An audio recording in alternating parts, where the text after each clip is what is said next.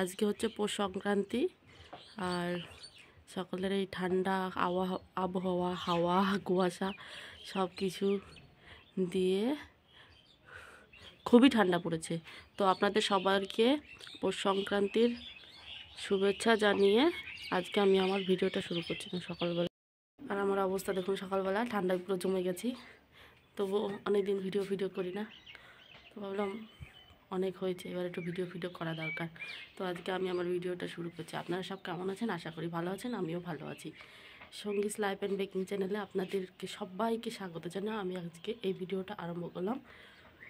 তো এখন বাজে সকাল 7:30টার মতো। ভাবলাম সকালবেলা থেকেই শুরু করি। সকালবেলার কুয়াশাটা একটু সবাইকে দেখানো যাবে। বাড়িতে কেমন ঠান্ডা পড়ছে জানি না, আমি তো আছি আসামে। আর এখানে কদিন, এক সপ্তাহ হলো, মানে গত রবিবার থেকে, রবিবার না, শনিবার থেকে আজকে রবিবার পর্যন্ত রোদই উঠছে না। এরকমই কুয়াশা আর এরকমই ঠান্ডা হাওয়া দিচ্ছে, জামা কাপড়ও শুকাচ্ছে না। কী পরিমাণে হাওয়া দিচ্ছে সকাল সকাল, জামা কাপড় শুকাচ্ছে না। আর সবই তো মোটা জামা কাপড়, যে একটুখানি রোদে দেবো বা হাওয়াতে দেবো সঙ্গে সঙ্গে শুকিয়ে যাবে, তা তো হয় না। আর বিনা উপায়ে এখন আমি প্রেস করে জামা কাপড় শুকাচ্ছি, এত ঠান্ডা পড়েছে। আর বাচ্চা থাকলে জামা কাপড় তো রোজগার হবেই, বড় থাকলে তো হয়তো একটা দুটো হলে হয়ে যায়, বাচ্চা থাকলে রোজই 2-4টে করে ধুতেই হতে থাকে, এর জন্য আরও বেশি হয়ে যায়। তো ভিডিওটা শুরু করছি, আপনারা সঙ্গে থাকুন আর দেখতে থাকুন আমি সারাদিন কী করি। আর আপনাদেরকে আজ কিছু আমি শেয়ার করব, কেন আমি এতদিন ভিডিও করতে পারিনি। তো ভিডিওটা শেষ পর্যন্ত দেখতে থাকুন। দরজাটা খুবই ঠান্ডা পড়েছে, জলে হাত দিতে ইচ্ছে করছে না। আর টাঙ্কি জল তো মনে হচ্ছে পুরো বরফ হয়ে গেছে, তো কিছু করার নেই। আর আমি সকালবেলা ব্রেকফাস্ট বানানোর আগে নিজে আগে কিছু খাবো বলতে কি হরলিক্স খাবো। খাওয়ার পরে হরলিক্স আর বাদাম খাবো, খেয়ে তারপরে আমি ব্রেকফাস্ট বানাবো। তো দেখতে আগে কী বানানো যায়, ভাবছি রুটি আর সবজি করবো সকাল সকাল। নিয়েছি একটু হরলিক্সটা খুলে নেওয়ার পরে ওটা খুব গরম, তো ভালো করে ঠান্ডা হতে ততক্ষণ আমি সকালবেলা ডিউটি করে নিই, মানে আটাটা মেখে রেখে দিই। 10 মিনিট আটাটা মাখা হয়ে গেলে 10 মিনিট রেস্ট হয়ে যাবে, ততক্ষণ আমার এদিকে এটা খেয়ে দিয়ে করে নেবো রুটিটা। আর মেয়ে এখনও উঠেই নি, ডাকলাম উঠছে না, থাক ঘুমাচ্ছে। আজকের দিনটা একটু ঘুমিয়ে নেই লেট করে, কাল থেকে তো শুরু হয়ে যাবে স্কুল। তো সেই সকালবেলা 7টার সময় ওঠো রে চল রে খা রে দা রে, পিছিয়ে দৌড়াতে দিন শেষ হয়ে যাবে। আজকের দিন ঘুমাচ্ছে, ঘুমাক। খুবই ঠান্ডা গো।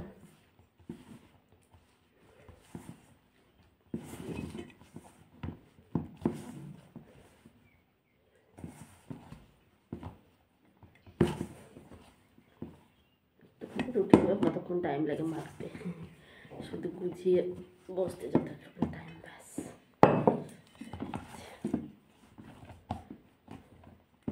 সঙ্গে থাকুন। তো আমি রুটি করে নিই, রুটি করতে হবে, হাজব্যান্ড আজকে খেতে যাবে, তারপর বাকি সব কাজ করবো। আপাতত আটাটা মেখে রেখে দিই, বাদ বাকি সকালবেলা হচ্ছে খাবো। একটু মধ্যে হরলিক্স খাবো, 6খানা বাদাম নিয়েছি ভেজানো, আর এই একটুখানি ছোলা ভেজানোটা, এই দিয়েই শুরু করছি। আর এদিকে সকাল সকাল আমার মেয়ে উঠে লেগে পড়েছে কাজ করতে, মানে যখনই দেখবে আমাকে রুটি করতে, ব্যাস দেখলে পরেই হলো, শুরু হয়ে গেলো আমাকে একটু আটা দাও, আমি আমার বাবার জন্য রুটি করবো। আর যদি না দিয়েছি শুরু হয়ে যাবে সঙ্গে সঙ্গে ঝামেলা, আমারই কান্নাকাটি। ওই জন্য একটুখানি আটা ওর জন্য আমাকে এক্সট্রা মাখতেই হয়। তো ওই দেখুন আটাকে আবার আলাদা করছে, 2 টুকরো করছে, একটু মার জন্য করবে, একটু বাবার জন্য করবে। কায়দাটা দেখুন একটু রুটি করার, সব জানতা গামছাওয়ালা।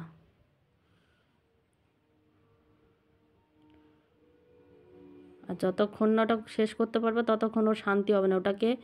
রুটিটাকে গোল করবে, বেলে আমার কাছে নিয়ে যাবে, আমাকে দিয়ে ভাজিয়ে ওটাকে সাইড করে রাখবে। ওর বাবা আসবে, সেটাকে খাওয়াবে, তারপরে ওর শান্তি। ওই দেখেন কায়দা দেখো বেলার। তো বন্ধুরা, আপনারা কে কে রুটি খাবেন চলে আসুন, দেখুন আমার মেয়ে খুব সুন্দর করে রুটি বানাচ্ছে। সকাল সকাল আপনাদের ব্রেকফাস্ট হয়ে যাবে রুটি।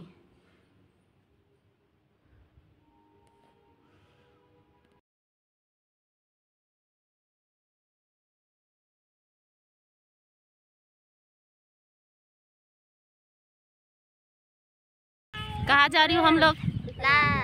कहाँ पे? बोले पिकनिक जा रही हूँ। पता नहीं दोनों को किसी को पिकनिक जा रही हूँ। कहाँ पे? वो बस है उधर। बस है उधर। बस के लिए वेटिंग में है हम लोग।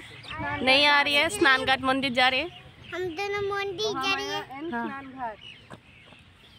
हम भी चल रहे, आपको भी लेके चलूँ, साथ में रहो और हमारे साथ देखते रहो हम क्या क्या करते हैं आज का दिन। ठीक है?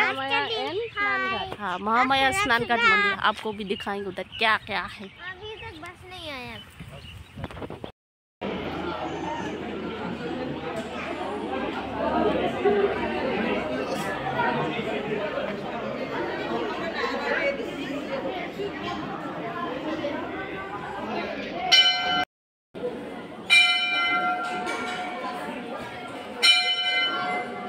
হঠাৎ করে প্ল্যান হলো, চলে আসলাম মহামায়া মন্দিরে ঘুরতে। দেখুন এখানে সবাই পুজো করছে, কত ভিড়। আর আমাদের তো সকাল থেকে কোনো প্ল্যান ছিল না, পেট পুজো করে আর পুজো করবো না, শুধু মন্দিরে গেলাম, ঠাকুরকে একটু প্রণাম করলাম, ব্যাস প্রণাম টনাম করে চলে আসলাম। এবার দেখি এখানে একটুখানি ঘুরবো, তারপরে আবার কোথায় নিয়ে যায় আপনারা দেখুন। এটা হচ্ছে আসাম ধুবড়ী জেলা মহামায়া মন্দির। আমি এর আগে অনেক কবার এসেছি, এই নয় যেটা আমি প্রথম এসেছি, অনেক কবার এসেছি, দেখে গেছি। এটা মনে হয় 4বার না 5 নম্বর হচ্ছে। তো দেখুন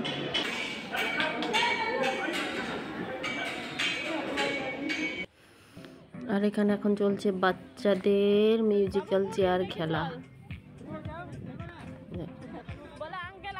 পিকনিকে আসার পর পিকনিকের টিফিন ছিল আমাদের পকোড়া আর কী বলতো এটাকে কাবলি ছোলা মাখা।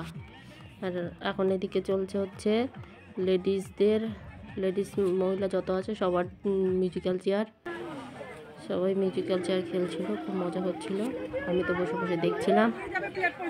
তো ব্যাস এই সবাই মিলে খাওয়া দাওয়া সব কিছু হওয়ার পরে এবার ম্যাডামরা সবাইকে ডাকছে, চলে আসো, সবার খাওয়া দাওয়া হয়ে গেছে। এবার একটু খাওয়ার পরে এনার্জি সবার খুব আছে, তো এনার্জিটা একটুখানি ডাউন করো, মানে একটুখানি ডান্স ফান্স করো, তো সবার খাবারটা হজম হয়ে যাবে, কারো আর গ্যাস হবে না।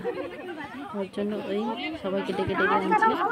আমি আর নাচ করিনি, নাচ করে নাকি আমার তো শরীর ভালো না, তো নাচ তো দূরে থাক।